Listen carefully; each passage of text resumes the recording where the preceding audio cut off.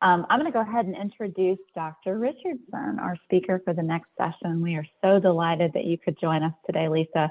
I've known Lisa now for, I don't know, 12, 15 years, a long time. Long time. And she has been a very long time. She has been such an incredible champion of this network, and she continues to champion this network. And we are so delighted that you're here today and so grateful to the CDC for continued funding for this work. Most of you, I think, know Lisa and know a little bit about her, so I'll keep the introduction brief because I know she's got a lot to share with us, but her record is really extraordinary. She is the director of the Division of Cancer Prevention and Control at the CDC. She's responsible for providing leadership and programming to all aspects of the cancer center, the cancer control program within the CDC. So that includes the breast and cervical cancer early detection program, the colorectal cancer control program, the comprehensive cancer control program, the National Program of Cancer Registry. Sort of all of these things fall under Lisa's leadership, including the role that we have within the Cancer Prevention and Control Research Network. She's been in a public servant role for more than 25 years. She's clearly been a leader in the space of cancer prevention and control. She began her career at the CDC in 1997 and has risen all the way up through the ranks and now continues to provide international leadership in this space. You can read about her, her background in terms of her educational degrees in her profile in both our welcome materials as well as online. Without further ado, Lisa, I'm going to turn it over to you because I know you got a lot of great stuff to share. Thank you again for being here. Thank you so much, Stephanie. Let me find the presentation. Where'd it go? All right, well, let me find it again.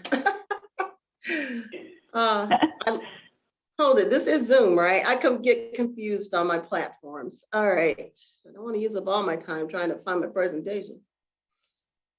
Oh, you know what the problem is, Stephanie? I got too many windows open. I have been there like every day, it seems. Like, where is it? Oh, there it is. Never mind. I'm there now. Can you see it? We sure can. All right. Great. So I'm going to go through this fairly quickly. My favorite part of any presentation is the question and answer at the end. It's not actually the presentation because you can read all this stuff somewhere. I don't need to talk to you about it. But, you know, maybe put it into a little bit of context. So thanks to everyone. Thanks for that beautiful introduction, Stephanie. Sometimes I forget that I am the division director, so thanks. I won't, never mind. We talked privately about that, but anyway. So, you know, we're on our way to 22.1 million cancer survivors by 2030. This is, I don't think I have a slide here to show that, but this is one of our top 3 priorities. So I think a lot of the reason we're here today is because of this. Those people who are yet to get, you know, preventing the cancer, those who are diagnosed and being treated, and those who survive. So this is really the reason we're here. There's a lot of people out there impacted by cancer. And so just briefly, trends, this is, I think, the only data slide I'm going to show you. It's really about, you know, the trends in cancers and deaths has been trending down. So we are, you know, we are doing a good job, not anywhere, but if you look at it really closely, it's very small changes. You have to go back to the 70s to see those huge changes that the ACS reports and the Cancer Stats Review. But anyway, we have continued to make, and these are age-adjusted rates. These are not cases. If you looked at cases and deaths, they would be going up because, you know, unfortunately or fortunately, the population is aging. So that's why the two numbers sometimes cross each other. One is going up, one is going down, and it's just a population, the number of people. So this was the paper, the last report to the nation that was just released. Deaths are going down overall, rapid decline in melanoma and lung cancer deaths. A lot of that, believe it or not, in both of those cancers is new therapy, not just screening, not just stopping smoking and those other things that we do, but a lot of this is therapy. Downward trend in colorectal cancer, female breast cancer, prostate cancers is slowed or stopped. And the overall new cases for women and children are going up. And children is not new. There's nothing new there. The cases have been going up for some time, but the mortality rate is continuing to decrease. So disparities are what, I think that's why CDC exists, is that we're here to deal with those people who might not be receiving, the care or the services that we think they need. And so I'm not going to read this to you. This is, something that everybody on the phone knows as part of this network. So, but we are really interested in those people who experience these health inequities and talk about, what we can do about that as we move forward. So why do they matter? I mean, people are dying of things that are preventable. People are dying of cancers that are curable, late stage cancers that would otherwise, be very treatable if we found them earlier. Substandard treatment and care. We had a lecture this morning from someone from GW, from Jenny Mandelblatt's group, about treatment of African-American women being substandard, and that's a lot of quite a bit of the problem we see with gaps in mortality. And the thing that you have to remember is palliative care is extremely important. It's not about just preventing disease and curing disease, but it's also about improving quality of life, and pain control and palliative care at the end of life is very key to that. So what we've learned, some people seem to be surprised at the inequities that we see, but those of us who've been doing the work, as Stephanie said, I've been here since 1997, and I was interested in this topic even before that. What we're seeing is deepening and widening of inequities, not anything new to those who've been doing it for a while. But the pandemic has really exposed, I think, a lot of the injustice in this country around healthcare, preventive care, any kind of care you can name, and every other thing known to man that we think about with the social determinants of health, those things that we're interested in addressing. So this is one of, COVID-19, what happened, the stuff we do at CDC, screening. This is actually the death data. Cancer is still the second the second highest number of deaths is what we're showing here. COVID-19 in the stream of consciousness from 2020 became the third leading cause of death. So COVID is really a huge problem, as you all know. And last year there were even more deaths because there's 2 or 3 more months to count. So we'll see what the 2021 stats look like, but we are getting close to 1 million people dying of COVID in this country. So what did we see in our screening program? I think all of you have seen these data from different places, but we had the same issues that everyone else had, anybody else presenting or servicing the population for care. We saw a dramatic drop from a complete, basically shutdown of the healthcare system, and a gradual increase. And so data that we have, this was published and is here on the slide, data that we have, through the end of 2020 shows that our screening numbers returned close to baseline, within 10%, but we still at the end of 2020 had a ways to go. In my mind, that was quite good. There are some places you look, they're doing better than before, more screens, which means they're catching up with the backlog.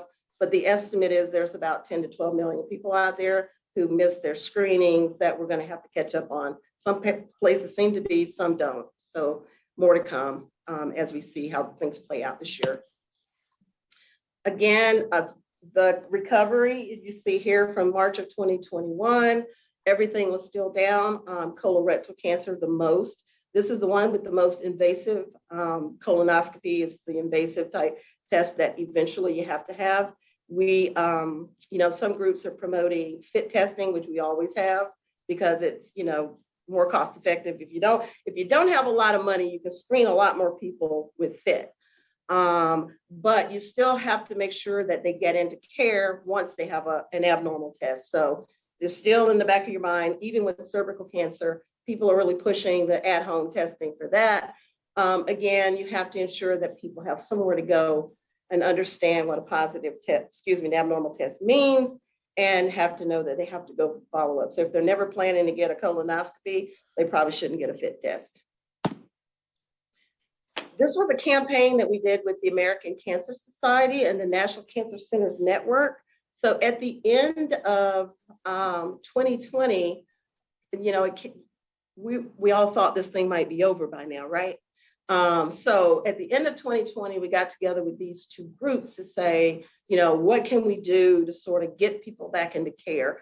Turns out this ad is evergreen because we're still having challenges with the campaign, with the COVID-19, but this was very successful. Stations played the ad, and we had quite a reach with that. So hopefully this had some impact. As you all know, it's really hard to measure campaigns like this, what impact it had, how many people got screened. But we felt good about it, and we're continuing to use it because Omicron is still a huge problem in this country. Again, what are the other consequences of COVID-19? A lot of us, including myself, have gained weight. I can't say that I'm sleeping less. Sleep is the most underappreciated maneuver that you can do for your health. So I'm still doing that, but people are drinking more and having a lot more stress, depression, anxiety, all of those things are up in the general population. And here, looking at deaths, now this is the real sort of, in your mind, you're like, wow, this was the impact of the pandemic.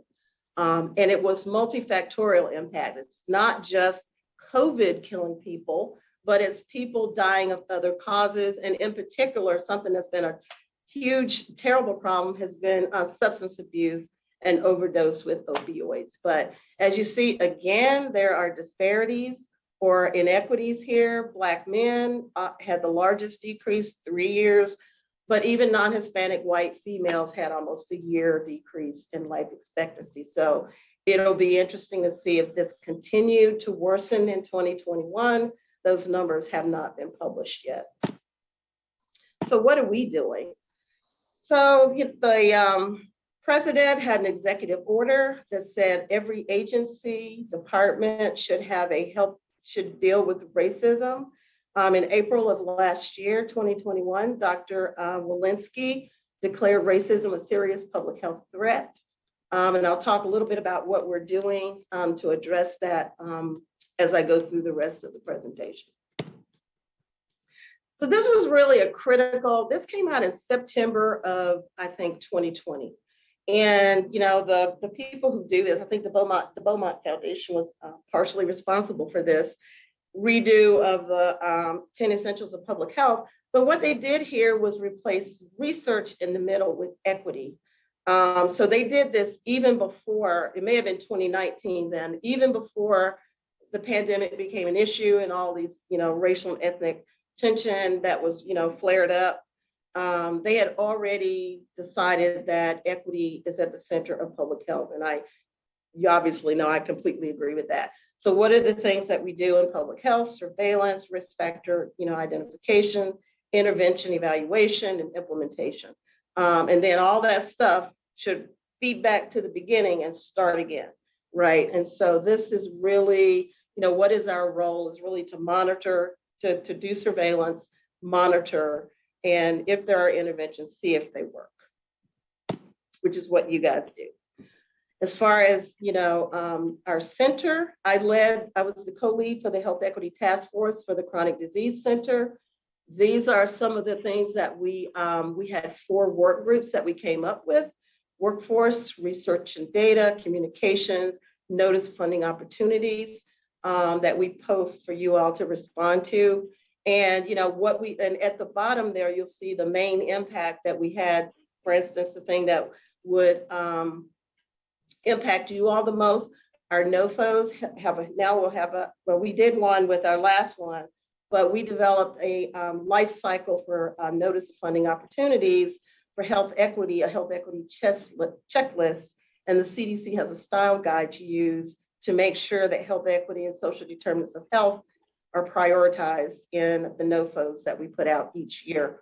So that, one success of our group, and you guys, if whoever's done this before knows how difficult this is that the checklist will now be integrated into our science and our programmatic work in the Chronic Disease Center so that it's top of mind for everyone writing, and also starting the research, writing the NOFO, writing the papers. All these things should include, health equity and how our work impacts health equity. This is the principles of inclusive communications. Many of you have probably seen this as well. This is really a guide from CDC, and you may have seen, if you're writing papers, that we may send them back sometimes. We don't say Blacks anymore, we say Black people, which makes total sense. I'm a hematologist too, and we stopped calling men hemophiliacs 25 years ago. They're men with hemophilia. So it's really the same principle of, not objectifying people, but saying that they have a condition and not they are the condition. Again, I already talked about this, so I'll go on, but there is a checklist that we used, and we used it in our 2202 notice funding opportunity that was just posted and responded to, and the application process closed out yesterday. But everything that we do, it was already there, but now we've called it out so that we can actually see it and monitor it when you guys are doing the work, and make sure it's all in there when we get to the end of the project. So as a response to Dr. Walensky, to the president and then Dr. Walensky, we have a process. I can't remember what CORE stands for, so I apologize about that. But anyway, we're doing CORE. It's called CORE strategy. It has to deal with health equity. That's what the E means. So every division at CDC, there's about 100 divisions here, I think, more or less, plus or minus 5.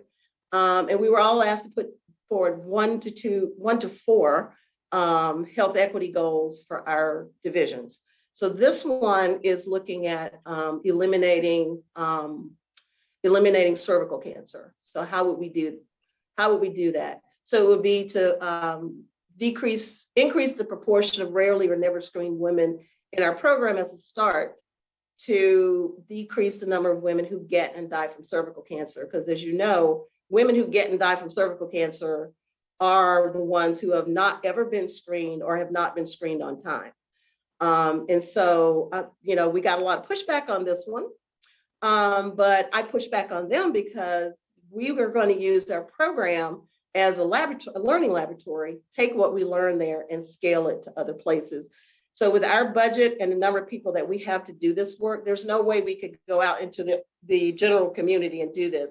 It's just, it's just not feasible. But can we learn things from our program and take them out there to do that? Absolutely. This is the second goal, and make sure I get this one right.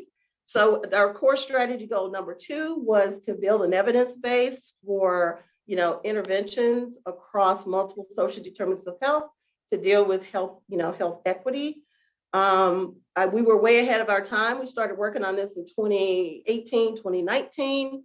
2 of you are grantees or affiliates and grantees. So New York University in the middle, that would be I want to get it right, Chell Trend-Chevron is one of the co-PIs of that. And on the survivor, it's George Washington University with Hannah Arim from MedStar. And then in Jackson, Mississippi, they're going to look at reducing disparities in smoking among African-American men. So I think their target is African-American men. So this will be a place where we can build the evidence, because frankly, y'all can disagree with me or you can agree later when we take questions. I don't think there is an evidence base out there definitively of how to decrease systemic racism and the impact of that on health outcomes. Not a definitive body, but this will actually get us further down the road on that. This was a 5-year grant, $1 million per year for each grantee, and there's 3. So this is really going to be one of our highlights of our research program. And we just released our Equity in Cancer website. It's really one of those things where it's, how can you socialize equity is basically what I was thinking. I say this a lot, and staff at CDC don't like for me to say this a lot, but I'll explain what I mean. Everything we do is health equity. And when I say that, it's sort of, how could you not think that a program that only screens uninsured women who are low income is not an equity program, a social determinants of health program, right? So it's really about, I don't think it's as much about the work we do, because I think we're doing the work, is how we talk about it. So this is a way for us to figure out how to talk to people about what we do, and that that we're already doing a ton of equity work. It's just how we phrase it up and talk about it. And you guys are doing the same thing. So I'm almost done. So building networks for cancer prevention and control. This I'll talk about the programs a little bit. So this is, I think several of you have heard me talk about this, about screening. We always, so in this whole mess we're in now with COVID-19, we got to get people back in for the screenings test. And I mentioned this earlier, screening is not a process. Screening is not a test, it's a process. So, you can screen as many people as you want, but if you have nowhere to send them to get their diagnostic workup done because it's still closed, that generates a lot of anxiety in people. And when you restart your work, those people should have the priority if they have an abnormal test. So it's really more than you have a screening test that you need to get done, that's fine and good. It might count towards your screening percentages or prevalence, but the true test of whether the screening was done and done properly was there follow-up, and did women and men who were diagnosed with cancer get into treatment. So Dr. Rich Winder and I, when we were working together, he's now at University of Pennsylvania, this is really something that we talked about a lot. It's not a test, it's the whole process. And this lines up with what our breast and cervical cancer early detection program does. These are the components. I won't, go over all this, but, again, it's not just one test that we provide, a screening test. We do a whole bunch of other things, and the data management is critical so that we can measure and monitor success or failure of the program, because it isn't all, roses and everything. Sometimes we have challenges, but the data allow us an opportunity to see where those challenges are and go talk with those people and give technical assistance and help them figure out how to do it better. We just had our 30th anniversary last October. We had a celebration. As you see, this program has served a lot of women who might not have otherwise been served, close to 6 million. It's probably over 6 million now. We do about 250,000, serve 250,000 women per year, but we really are connecting women who are underserved and uninsured to vital screening and diagnostic services. And one of the projects I worked on as a fellow at the University of Michigan when I got my master's degree was examining how to get women more timely treatment and take some of the burden off of the programs. And the work we did in 1995 and 6 led to the Medicaid waiver. So our advocates took it to Congress, and it led to that particular waiver for the program. So now women who are diagnosed with cancer in our program are automatically eligible for Medicaid. This is a success story of even during the pandemic. You'll see at the end there, this clinic just put in practices that they say they will continue forever. But even during the rocky period of the pandemic, they were able to raise their screening prevalence by 34% to 87. That's pretty good. Within this clinic, they were trying to figure out ways to work around the pandemic and actually put these things in place that we recommend. As you'll see, most of these are evidence-based interventions from the community guide. So, we've shown that this works. Again, this one just ended, our colorectal cancer control program. We reached 1.3 million people during the 5 years of this program. And this is the one slide presentation that tells the whole story. Within those clinics that were enrolled for the entire period of time in the program, at least through year 4, we're working on the year 5 data now. The average increase in screening per clinic was 26.8 percentage points. So putting things, so this is the real world example of the community guide. The more evidence-based interventions people put into place, the better their screening percentages increased. And this is another shout out to the CPCRN. This was from Gloria Cornado's work. So I guess it's 2 years ago, we did a summit on male fit testing. There was really no standard out there about how to do this or what should be considered. I mean, people are just doing it. I mean, like we usually do, people just do stuff. And so Gloria had, as you all know, Gloria and Dr. Green, Beverly Green, had worked together to design this beautiful male fit implementation guide for Kaiser. And so as part of another project with the Levitt partners, we used some of that funding to have a summit that led to a paper, but even better for us at CDC and others is that Gloria Coronado allowed us to take the guide and modify it to match the findings that we had at our summit. And so this was released in December. It's on our website. We've done some push out on dissemination, probably not enough. The good news is Jason Dominitz from the VA was a part of this group, and he is now working by March, hopefully, taking this guide and modifying it for the VA health system, which will reach 9 million veterans. So when I say scale, when I say package and scale, this is what I mean. Are there things that we're working on that make sense, that everybody agrees is the right thing to do? You study it, you get a group together, you develop something like an implementation guide that's already existed. And then can we scale it? And I think the VA would be a perfect example of a scale on this guide. And we're also working with United Healthcare, one of the national insurers, to see what they can do in their health system. But when I say package and scale, this is what I mean. And with the limited resources that we have at CDC, we really do have to be careful about what we fund, how it's funded, and what is the long-term impact of the money that we spend. And I think this was great. Another example that I don't have a slide for is the work that Stephanie Wheeler has done at UNC with the modeling and how to figure out how to get to the right place, who to screen, how much it's going to cost. So that's another one of those. And I think, I don't know, you can correct me, Stephanie, when we get to the Q&A. I think that work's been going on 10 years, but I think it's come to a critical point where, others want it, others want to use it. It's available on the CPCRN website. So that's what I mean by, modify, evaluate, package, and scale. And this will be the end. And if not, I will end it. This was the second part of the report to the nation. How much is cancer costing us? These numbers are actually quite good because this is updated to 2019.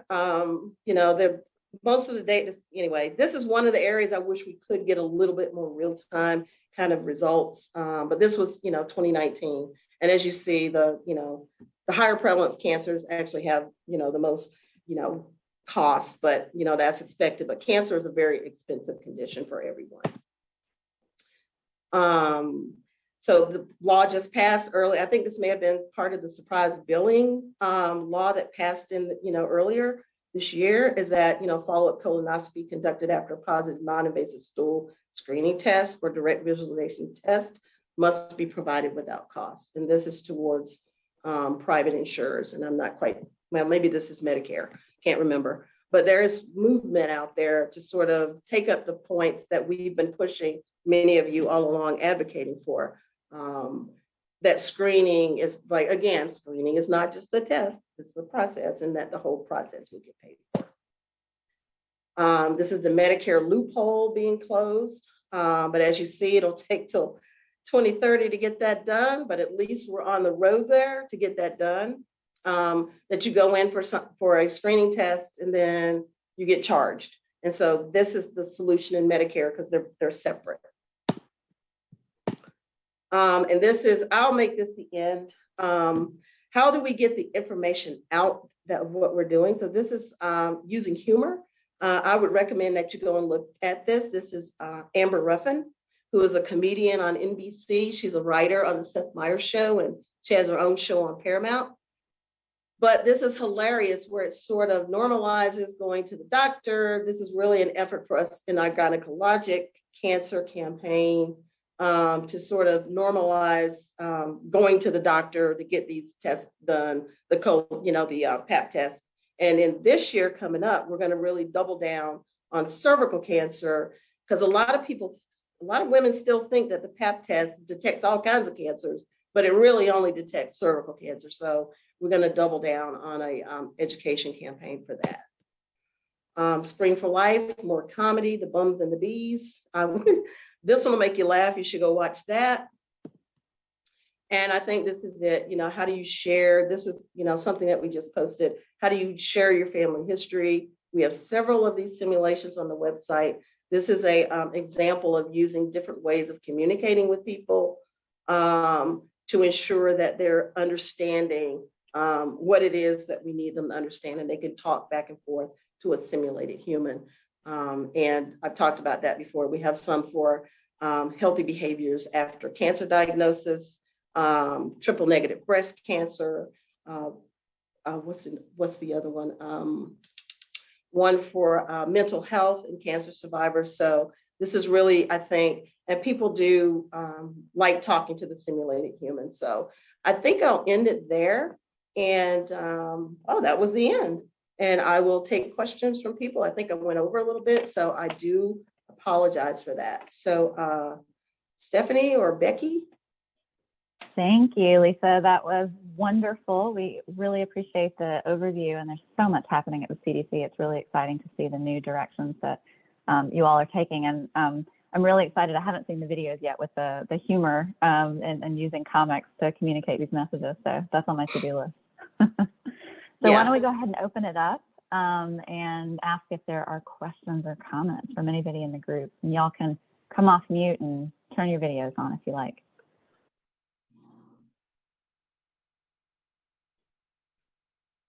Only went over a couple minutes. No questions? Oops. Let me ask you one. I'll take host privilege and just ask you something that I'm thinking about while we're waiting to see if anybody else wants to ask something. We've been thinking a lot about bundling of cancer screening services, but increasingly, with the COVID vaccine dissemination effort and the challenges therein, what other kinds of preventive health services might be bundled together? And are there ways in which we can kind of leverage different types of health settings, pharmacies as an example, which have become increasingly important in the COVID vaccine era? How much is that on CDC's radar? Is there interest in, trying to find those efficiencies in service bundling? So there's always interest in finding efficiencies, Stephanie, but it's sort of, what is our ability to do that? I mean, I put forward a project to get funded within CDC that would have dealt with some of that, how could we bundle diabetes, hypertension, and cancer screening together, right? So there's a total interest in that. And the National Association of Community Health Centers have done quite a bit of work in that area. And so that was our target to sort of see if we could get them funding to sort of test that hypothesis. But it would be, what we wanted to do was to create a chronic disease module that would be in the health system's EHR, so that all of those, because we forget, right? Sometimes you're like, oh my God, the diet, their sugar is 500. What am I going to do? I ain't got time for the rest of that, right? So it's sort of that, how could we do that? And there's a ton of interest in the community health centers and the National Association of National Association of Community Health Centers, NAC, of doing that kind of work. So if you wanted to sort of figure out what they're doing, but we do work with them on those issues. So one project we did, I have to dig up some results, is that we looked at cancer screening and I think whatever else they wanted to add. So the thing was funded for colorectal cancer screening, but if they wanted to add things like blood pressure control or diabetes control, we let them. We allowed that as long as we got the outcomes that we need so that they could test, doing that, what you just said, bundle model. The other bundling, whenever I hear what you just said, is how do we bundle screenings, right? Stop this colon cancer screening, breast cancer screening, cervical cancer screening. Well, even that one for us is harder than not, because we are still funded by lines that say breast and cervical cancer, colon cancer. And so, there are we are thinking about it, and it's, we are thinking about it, and we do have a couple of, pilot things out there, but definitely. That would be easier for some of our sister agencies who don't have line item funding. Yeah. That's helpful. Thank you. And real quick, Jamie asked a question in the chat. How can the community help the CDC engage in lung cancer screening specifically? Well, you can go talk to Congress and get us some money. We don't have any money for that. Whoever asked that question, hold on a minute, I see 86 people. There's probably 10 or 12 of us. So there's about 70 of y'all. I'm going to talk to your congressperson and your senator. That's pretty much it. So if you think of, but if you look at the stuff that we've done, I mean, we have, I could do it right now and tell you how many papers we publish in lung cancer screening and, risk factors, but we do quite a bit of work in that. Okay. We actually had the questions added to BRFSS so that you can now calculate PAC years. You can't determine how somebody's risk without pack years. Prior to, I don't know, 4 years ago, that was not on BRFSS. You couldn't use BRFSS to look at that question because the questions weren't there. So in that sense, we're trying to provide the tools that can help you all get there. Because now you can look at pack years, and if you look at screening, what is it, 10%? In my mind, lung cancer screening is quite different. I mean, you could die getting your lung poked, right? And you know, when you look at those guidelines, and patients aren't excited. When you talk to patients and providers, they aren't excited about it. The patient's not excited about it, because when they start talking about all the side effects and things that could happen, they go, ah, that's all right, I don't want to do that. So I think it really is, it might be incumbent upon us to do better education of providers as well as, you know, the patients.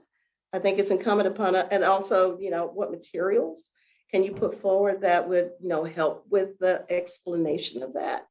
So the other thing too is not to forget, the best cure for lung cancer is to stop smoking. There's still 30 million smokers in this country. So there's a lot of work to be done in smoking cessation and other tobacco use as well.